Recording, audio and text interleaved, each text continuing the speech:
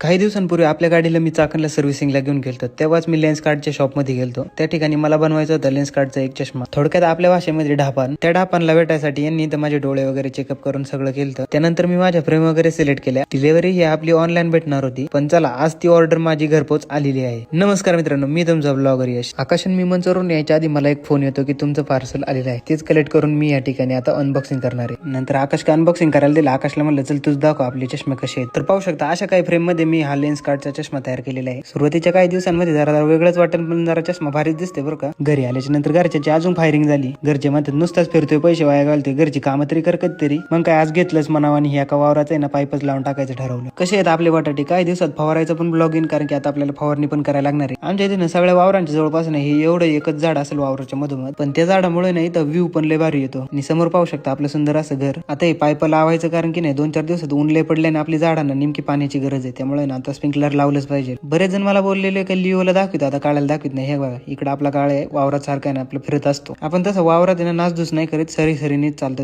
यार. पण ह्या उन्हात आहे ना आपल्या घराचा व्ह्यू आहे ना खरंच लय भारी येत होता. या गोष्टीवर एक लाईक तो बनताय ब्रो. तसं माझ्या आयुष्यात कोणी मला साथ देऊ अगर नाही देऊ, पण ह्या माणसाने मला कायम साथ दिलेली.